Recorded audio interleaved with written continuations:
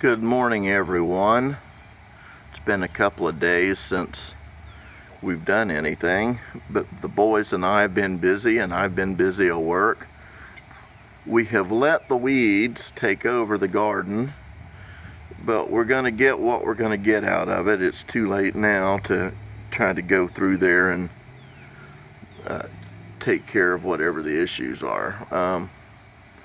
I'm thinking after I till this garden down at the end of the summer, I'm going to put some visqueen over it and let the heat kill everything just from lack of water and too many ultraviolet rays, and till all that up and rake it all out. The reality is there are fewer weeds now than there ever have been. They've just gotten really big because I let them get ahead of me. My assumption is that over the course of time that those weeds will continue to disappear even more and more because I'm tilling up their root systems and I'm raking them out. So that's what that's all about. However, that's not really what I wanted to talk to you about. I wanted to talk to you about my tomatoes. Let me pan around here. I apologize for that. These are those mortgage lifter tomatoes. 40 tomatoes, 40 beefsteak tomatoes off of each plant. And you'll see, that we've got just a massive amount of tomatoes.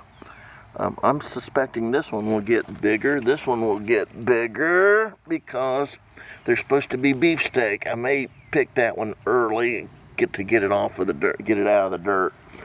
But they're doing wonderfully well.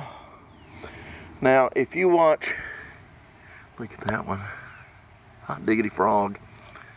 If you've been watching these videos, you know that these tomatoes have been quite a challenge. I've actually lost 4 plants and over disease. And what I learned was, if you take, I think it's a 275, excuse me for panning around again. If you take a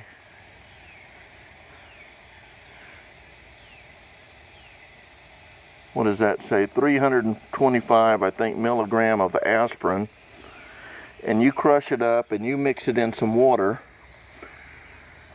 and you pour and you just start spritzing your tomato leaves with it and get them covered really good. What that does is that creates a signal in that plant that it needs to produce more bacteria or whatever, fighting whatever it does to fight off diseases. And since I've been doing that, I've gotten way much better results. Now, some of this is from heat because it's been really hot in Florida.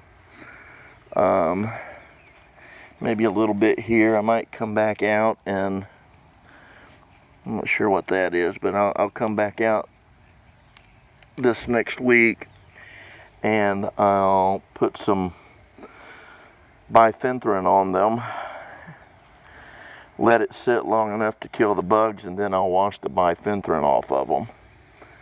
And then I'll do the aspirin again next week.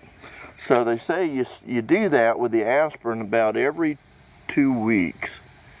And I'm telling you, that has made all the difference in the world with these tomatoes. So there's a tip for you. Give your tomatoes an aspirin so they can feel better. So that's where we're going with that. Just real quickly, the squash over here, we've produced enough squash to where about every 2 or 3 days we get enough mature squash to chop up and eat.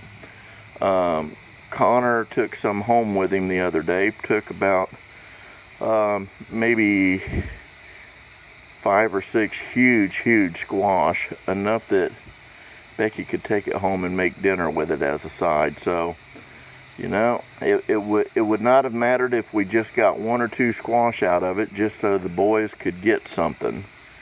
And the squash is taken off. In fact, it is now overplanted because I got anxious and planted more on top of what Connor did, just to make sure he had something. So anyway, the whole point of today's lesson, or today's video, was if your tomatoes look sick, get them an aspirin and have them call you in the morning.